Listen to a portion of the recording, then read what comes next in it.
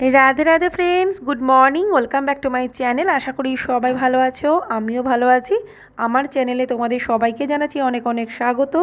আজকে হচ্ছে পৌষ সংক্রান্তি, মানে আমার ভিডিওটা দেরি করে আসলো সোমবার সকালবেলায়। এখন আমি দেখো চা খাওয়ার জন্য এখানে মুড়ি চিড়ে মটরশুঁটি দিয়ে ভাজা করলাম, এখানে চা বসিয়েছি। তো এবারে চাটা নামাবো, চা পাতা দিয়ে নামাবো। আর এখানে মটরশুঁটি দিয়ে একটু চিড়ে ভাজা করে তার সাথে মুড়ি দিয়ে ভেজেছি। আসলে চিড়েটাও অল্প ছিল আর বাদামটাও ঘরে বাড়ন্ত, বাদামটা থাকলে বাদাম দিয়েই আর কি ভাজতাম। তো সেজন্য কিছু মটরশুঁটি দিয়ে ভাজা করলাম।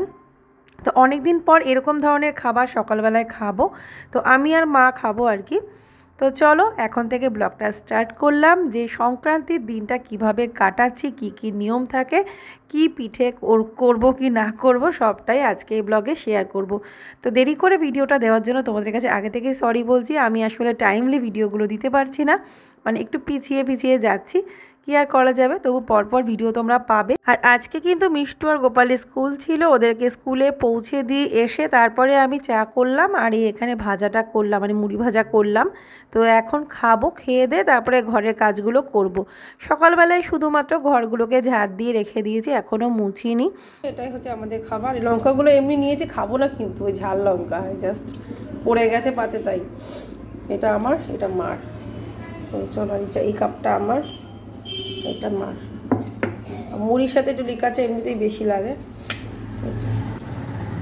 এখন দেখো বসে খাচ্ছি আর অন্ধকার, ঘরগুলোই সব অন্ধকার অন্ধকার, সব কটা ঘরেই। কারণ বাইরে তো রোদ ওঠেনি, কুয়াশা, ওয়েদারটা একদম মেঘলা ওয়েদার, সেজন্য রোদ তো নেই, আলোও নেই, বলতে গেলে অন্ধকার অন্ধকার ওয়েদারটা। ও মা,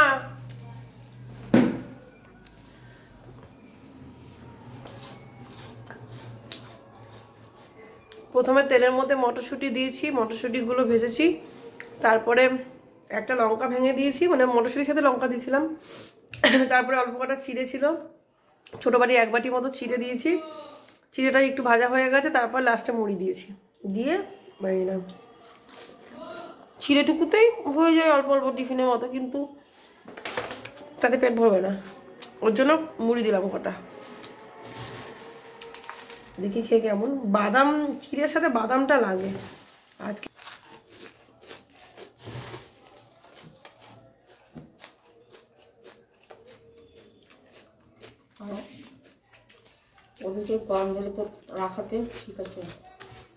তো দেখো এবারে চলে এসেছি, এবারে ঘরে কাজগুলো করব। সবার আগে বিছানাটা গুছিয়ে নেব। আর এখন কিন্তু কারেন্ট নেই, ওই কারণেই আরও ঘরে লাইটগুলো জ্বালতে পারছি না। ওই যে বসে বসে যে খেলাম, দেখতে পেলে ওই জায়গার লাইটও জ্বালতে পারিনি, তার কারণ কারেন্ট অফ হয়ে গেছে অনেকক্ষণ আগে থেকে, চলে আসবে হয়তো।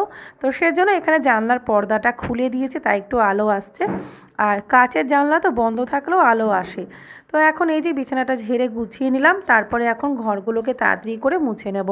আর আজকের দিনে পৌষ সংক্রান্তির দিন কিন্তু একদম সকাল সকাল সমস্ত ঘরের কাজকর্ম সেরে ঘরদোর পরিষ্কার পরিচ্ছন্ন করে স্নান করে আমি এই টাইমের মধ্যে কিন্তু উঠে পড়ি। পিঠে ছাপও দিয়ে দিই, ঠাকুরকে ধূপ দ্বীপ দেখানো হয়ে যায়, সব হয়ে যায়। কিন্তু এবছর সেটা আমি করে উঠতে পারলাম না। একে তো মারাত্মক পর্যায়ে ঠান্ডা, তার সাথে আছে ওদের স্কুল।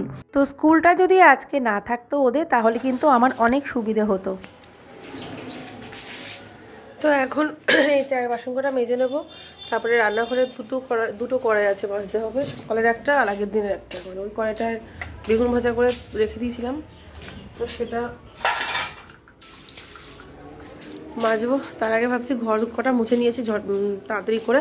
আজকে আর ঘরটার মোছা কিছু শেয়ার করছি না, কারণ এমনিতেই ঘরের ভেতর অন্ধকার, আর তার মধ্যে ভিডিও করতে গেলে আবার কাজ করতে দেরি হয়। সেজন্য ভাবছি তাড়াতাড়ি করে ঘরগুলো মুছে নিয়ে এসে তারপরে এই বাসন কটা ধোবো, আর রান্নাঘরটার বাসন কটা মেজে রান্নাঘরটা মুছে নিলে তাহলে হয়ে যাবে আর কি। সো ফ্রেন্ডস, এই মাত্র জাস্ট কারেন্ট আসলো, তো এখন আমার সব কাজই হয়ে গেছে, শুধু রান্নাঘর একটু কাজ বাকি আছে, তাহলেই হয়ে যাবে। তো ভাবছিলাম যে কারেন্টটা আসছে না, আমার ফোনটা চার্জও দিতে হবে, তো ওই কারণে চিন্তা করছিলাম। তো ঘরগুলো দেখলাম কি শুকিয়ে গেছে, শুকনো করে মুছেছি, ফ্যান ছাড়াই শুকিয়ে গেছে। তো এখন যাবো রান্নাঘরে, ওদিকের ঘরগুলো, ওই টিভি রুমটাও মুছে নিয়েছি, আর এদিকে সব অন্ধকার অন্ধকার ছিল। আর রান্নাঘরটা এখনও মুছিনি, রান্নাঘরটায় বাসন কটা মেজে তারপর রান্নাঘর মুছবো। দেখো এই ঘরে মোছা হয়ে গেছে, সব মুছে নিয়ে যাবো। লাইটগুলো সকালবেলায় জ্বলছিল, তো তো কারেন্ট চলে গেছে আর মনে নেই, এখন তো লাইট নিভিয়ে দিই। এই ঘর দেখো সব গোছানো, পরিষ্কার গোছানো। এই যে এখন লাইটটা নিভিয়ে দিই আর যাই এবার রান্না করে। এই ঘরগুলো ঝটপট করে মুছে নিয়েছি, সব শুকিয়ে গেছে, শুকনো করে মুছেছি, তাড়াতাড়ি শুকিয়েও গেছে। তো এখন এই যে বাসনগুলো মাজবো। হাঁড়িটা কালকে রাতের ভেজানো, কালকে রাতে কোনো বাসন ছিল না, শুধু হাঁড়িটাই ছিল, আর এই কড়াইটা সকালের।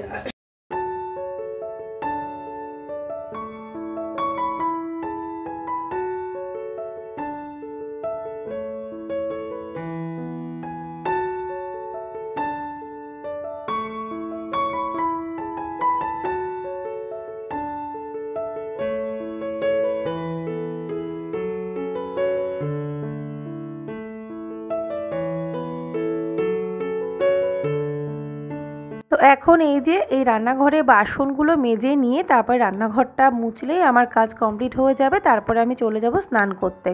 তো এইভাবেই আর কি আজকের দিনের কাজগুলো করেছি। তো হয়তো একটু দেরি হয়েছে, একদম সকাল সকাল করতে পারিনি, তবে যেটুকুনি যা করার সবই নিয়মের মধ্যে করেছি। তো এইভাবে যদি একটু কোনো সময় দেরি হয়েও যায় তাহলেও আমি নিজের হিসেব মতো কাজগুলোকে প্ল্যান করে সাজিয়ে নিই আর টাইমের মধ্যে কমপ্লিট করে ফেলি। তো চলো এখন আমি বাসনগুলো মাজি, আর মেজে তারপরে রান্নাঘরে যে গ্যাস স্টোভটা পরিষ্কার করব, মানে মুছে নেব ভালো করে জল ন্যাকড়া দিয়ে, তারপরে আর কি নিচটা মুছে নেব।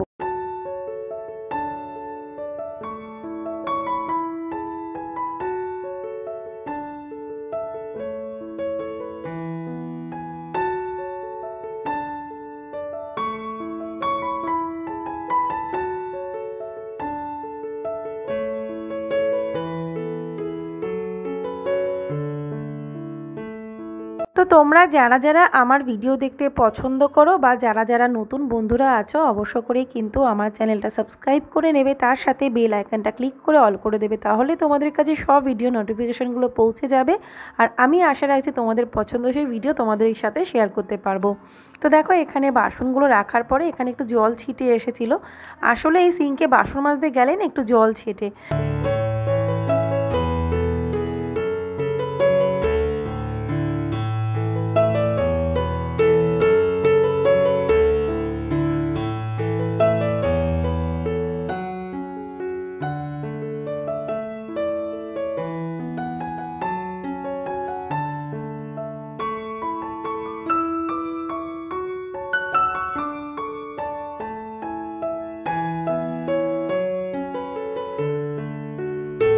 দেখো বাসন মাজা হয়ে গেল, বাসনগুলো সব মেজে নিয়েছি, আর বেসিনও পরিষ্কার, গ্যাসও পরিষ্কার, সব পরিষ্কার এদিকে। কারণ এসে সবার আগে ঠাকুরের জন্য কটা পিঠে করব, তারপরে রান্না করব। আর এখন শুধু নিচটা মুছলেই আমার হয়ে যাবে।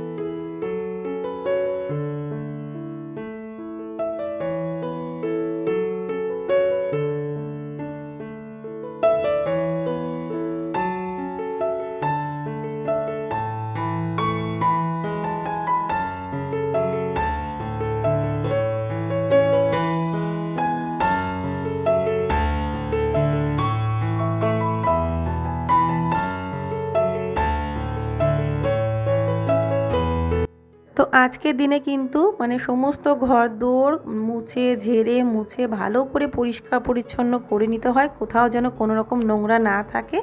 দেখবে মাটির ঘর যাদের গ্রামের দিকে কি সুন্দর করে ঘরগুলো লেপে দেয়, ঘর উঠোন বারান্দা কি সুন্দর করে লেপে, দেখতে কত ভালো লাগে না। এইভাবেই সব কিছু মেনে চললে তবেই তো ঘরে লক্ষ্মী থাকে, তো এগুলো তো আমাদের মানতেই হয়।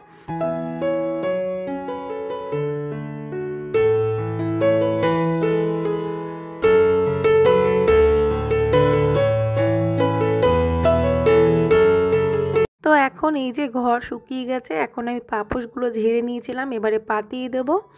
আর এমনিতে ফ্যান চালিয়ে দিয়েছিলাম যাতে তাড়াতাড়ি টেনে যায় ঘরটা, ঠান্ডার মধ্যে এরকম স্যাঁতসেঁতে থাকবে, হয়তো পায়ে দাগ পড়ে গেল, সেজন্য ফ্যান চালিয়ে দিয়েছিলাম। তো ফ্যানটা চালিয়ে এখান থেকে পালিয়ে গেছি। মনে হচ্ছিলো যে ঘরের মধ্যে যেন শৈত্য প্রবাহ চলছে, মানে হিমবাহ চলছে এরকম। সব বারান্দার ওই সাইডটা আমি আগে মুছে নিয়েছিলাম, এই সাইডটা দিয়ে ওদিক দিয়ে মুছে আসার সময়, এখন এই সামনেটা মুছে নিলাম।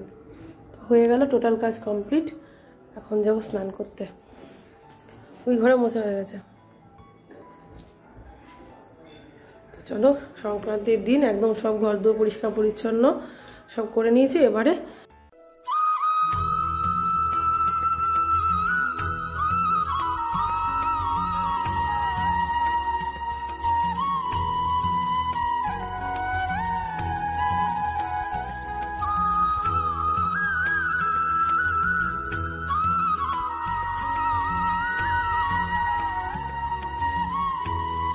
তো এবারে স্নান টান করে আসলাম, এসে ওপরে মন্দিরে চালের গুঁড়ো গুলে আর কি মন্দিরে ঠাকুরের দৌড়ের সামনে এমনি ছাপ দিয়ে, সেই আলপনার ছাপ দেয় না গোল গোল পিঠের মতো, তো সেটা দিয়েছি। তারপরে এখন নিচে এসে ঠাকুরের চরণে ফুল দিয়ে এবারে নিচেও করে নিচ্ছি। তো এটা প্রতি বছরই করি, পিঠে যাই করি না করি, মানে এটা নিয়মের মধ্যে করেই থাকি প্রতি বছর সকালবেলা একদম স্নান টান করে।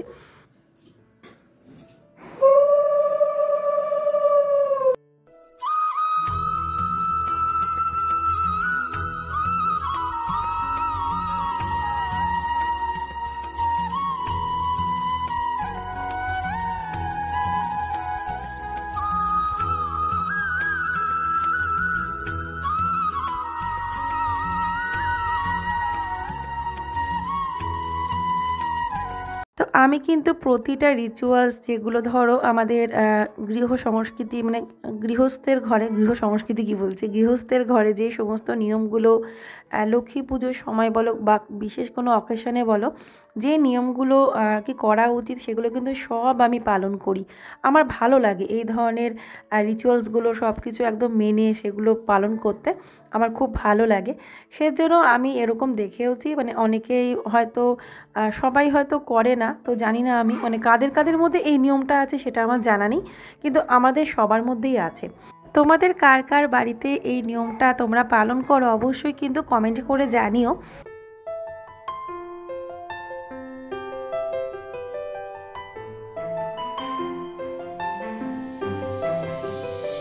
দেখো, নিচেও ঠাকুরের সামনে এরকম দিলাম পিঠের ছাপ আর ফুল, আর এই যে ঠাকুরকে ফুল টুল দিয়ে ধূপ দ্বীপ দেখানো হয়ে গেছে। আর ওপরে মন্দিরেও আমি এরকম পিঠের ছাপ আলপনা দিয়ে ফুল টুল দিয়ে এসেছি, ঠিক আছে। আর দৌড়ে দৌড়ে দিলাম।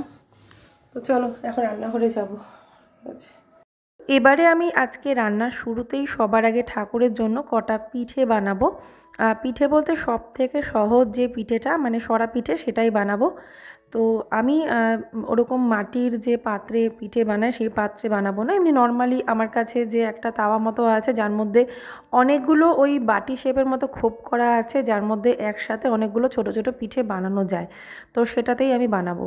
তো এখানে নিয়ে নিলাম চালের গুঁড়ো, তার মধ্যে একটু লবণ দিলাম আর সামান্য পরিমাণে একটু বেকিং সোডা, মানে খাবার সোডা যেটা, সেইটা দিলাম। তাতে কি হবে, পিঠেগুলো একদম সেই যেরকম চিতই পিঠে বানালে যেরকমটা দেখতে বা খেতে হয় খানিকটা ওই রকমই হবে।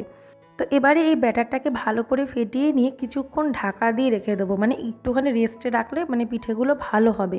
কমপক্ষে আধ ঘন্টা মতো যদি এরকম বানিয়ে নিয়ে রেস্টে রেখে দেওয়া যায়, তার আধ ঘন্টা পরে পিঠেগুলো বানালে ভালো হবে। তো এই যে কিছুক্ষণ ঢাকা দিয়ে আমি রেখে দেবো। এদিকে ভাতটা বসিয়ে দিয়েছি আর এখানে আমি পালং শাকটা বানিয়ে নেব বলতে ঝিরিঝিরি করে নেব শাকটাকে। আর আমি চাকু দিয়ে শাকটা ভালো ঝিরিঝিরি করতে পারি বটির থেকে।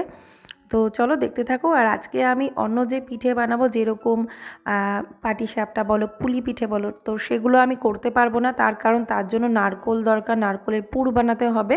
তো সেটা এখন সম্ভব হবে না, কারণ নারকোল একটা আছে, তো সেটা কী অবস্থায় আছে, সেটা ভাঙার পরে ভেতরে কীরকম কী আছে সেটা আমি জানি না। মানে নারকোলটা ফাটালে মানে তারপরে বোঝা যাবে, নাহলে হয়তো নারকোল একটা কিনে আনতে হবে। তো যাই হোক, ওই নারকেল ফাটানো কোরানো একটা ঝামেলা মতো, তো এখন সেটা আমি পেরে উঠবো না, মারও সময় নেই। সেজন্য দেখলাম যেই পিঠেটা মানে সবার আগে করা উচিত, মানে একটা যাত্রা করে তো পিঠে করতে হয় আজকের দিনে, তো ভাবলাম আজকে না হয় সরা পিঠেটাই করি, তারপরে পরের দিন কি দুদিন পরে, এমনিতে তো এই মাসে সারা মাসেই পিঠে বানানো হয়। তো এখন তো এই সময়টা সবার ঘরেই পিঠে হচ্ছে, আগে থেকেই শুরু করে দিয়েছে সবাই পিঠে করা। আমি হয়তো মনে হয় এই সংক্রান্তির দিনে আজকেই প্রথম পিঠে বানাবো। তো যাই হোক, আমি অন্যান্য পিঠেগুলো বানাবো, সেগুলো সব তোমাদের সাথে শেয়ার করব আস্তে আস্তে। অন্ততপক্ষে পাটিসাপটা আর একটা পিঠে বানানোর আমার ইচ্ছে আছে, সেটা আমি বানাবো। তো দেখো এখানে এবারে ভাতটা আমি ওদিকে দিয়ে দিয়েছি। দেখলাম যে না, পিঠেটা আগে আগে করে নিই, ভোগের জন্য মাকে উপরে ঠাকুরের জন্য পৌঁছে দিয়ে আসি পিঠেটা, তারপরে আমি রান্নাটা নিশ্চিন্তে করতে পারবো। সেজন্য ঝটপট করে আগে সরা পিঠেটা করে নিচ্ছি। আর এই তাওয়াটা এতটা ভালো, ভাবতে পারবে না, এর মধ্যে ইনস্ট্যান্ট ইডলি বানানো যায়, অনেক কিছুই বানানো যায়। তবে আমি এখনও পর্যন্ত পিঠে ছাড়া আর কিছু বানাইনি। মানে বানাবো ভাবি, দিয়ে এটা তুলে রেখে দিই, তো দিয়ে আর নামানো হয় না, বানানোও হয় না। নাহলে কিন্তু ওই যে সুজি দিয়ে ইডলি বানানো যায়। তো যাই হোক, দেখো একসাথে কতগুলো পিঠে হয়ে যাচ্ছে, এরকম 2 খোলা মতো আমি করেছি। তারপরে আর কি পুরোপুরি 2-3টে মনে হয় কম হয়েছে পরেরটাতে। আসলে আমি এখন শুধু ঠাকুরের ভোগের মতোই পরিমাণে গুলেছি, মানে একবারে বেশি একটা গুলে রেডি করিনি। তো দেখো এখানে মানে কতগুলো পিঠে একসাথে হচ্ছে সেটা আমি মানে গুনিও নি। তো এখানে 1টা 2টো 3টে 4টে 5টা 6টা 7টা 8টা 9টা 10টা 11টা 12টা পিঠে আমি এখানেই গুলে নিলাম। 12টা মতো পিঠে হয়েছে। তারপরে আবার মনে হয় ওই 8টা মতো হয়েছিল। তো যাই হোক, এইভাবে আমি পিঠে বানিয়ে ওই ঠাকুরের জন্য দিয়ে এসেছি। তো চলো দেখতে থাকো, আমি পিঠে কটা করে নিই। দেখো এই যে আমি চিচ্ছি তো, এই পিঠে কীভাবে বানাবো। তো সরা আছে, পুরনো সরা, নতুন সরা তো নেই। আর আমি এটার মধ্যেই না বানাই, সুবিধা হয়, ঝটপট অনেকগুলো একসাথে হয়ে যায়। তো এটা এখন ভোগের জন্য ওপরে মাকে দিয়ে আসবো, মা ঠাকুরকে ভোগ দেবে, গুড় দিয়ে এই পিঠে ভোগ দেবে। হ্যাঁ, তো হয়ে গেল ঠাকুরের জন্য ভোগ রেডি করা। এবারে আমি ঝটপট রান্নাটা সারবো, ব্যাস কমপ্লিট। দেখো পিঠে, এই হচ্ছে পিঠে আপাতত। এরপরে কি বা তোমাদের দাদা আসুক, ও পাটিসাপটা ভালোবাসে, সেগুলো পরে বানাবো। আর ঠাকুরের জন্য তো প্রথম বানানো হয়ে গেল, যেটা আসল পিঠে, তো সেটা।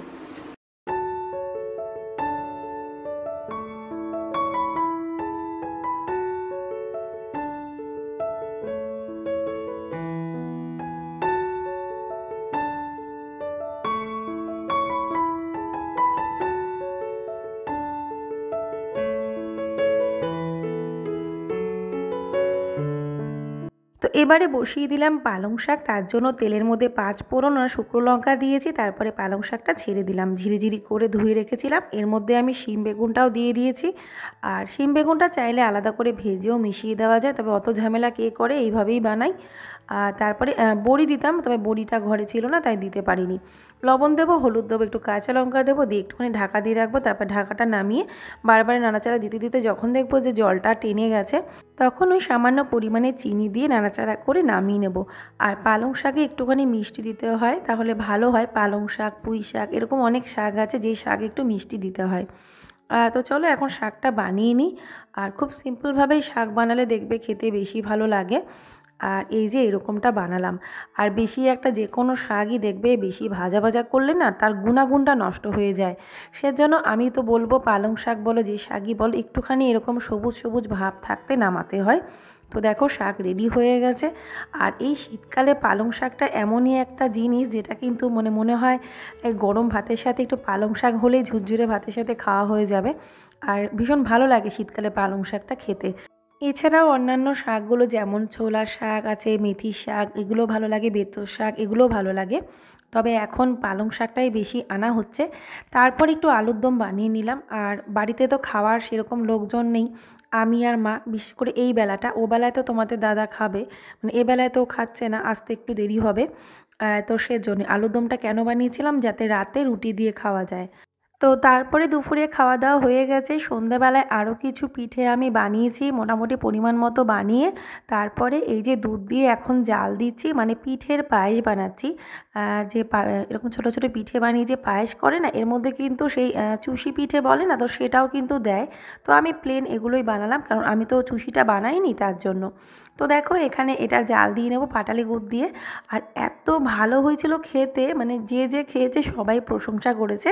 তো এখন এই যে বেড়ে নিচ্ছে, এখন ওদের ম্যাম পড়াতে এসেছে, তো ওকেই সবার আগে দেব। তো ওই প্রথম খেয়ে বলল কাকিমা খুব ভালো হয়েছে। তো সেজন্যই দেখলাম যখন টেস্ট হয়েছে তাহলে সবাই ভালো খাবে। তারপরে রাতের বেলায় সবাইকে একটু একটু দিয়েছিলাম, তারপর রেখে দিয়েছিলাম ফ্রিজে। এটা 2 দিন 3 দিন ধরে খাওয়া হয়েছে। মানে পিঠেটা তো জানোই, বাসি পিঠে খেতে খুব ভালো লাগে। তো তোমরাও কিন্তু ঝটপট করে এইভাবে পিঠে বানাতে পারো, আশা করি তোমাদেরও ভালো লাগবে। একদম ক্ষীরের মতো খেতে হয়েছিল। তো বন্ধুরা আজকের ভিডিওটা আর বেশি বড় করব না, এখানে এন্ড করে দেবো। যদি তোমাদের আজকের ব্লগটা ভালো লেগে থাকে একটা লাইক কিন্তু অবশ্যই করে দেবে, আর যারা নতুন বন্ধুরা আছে অবশ্যই সাবস্ক্রাইব করে নেবে। তোমাদের সাথে আবার দেখা হবে নেক্সট ভিডিওতে। সবাই তোমরা ভালো থেকো, সুস্থ থেকো, tata, bye bye, Radhe Radhe.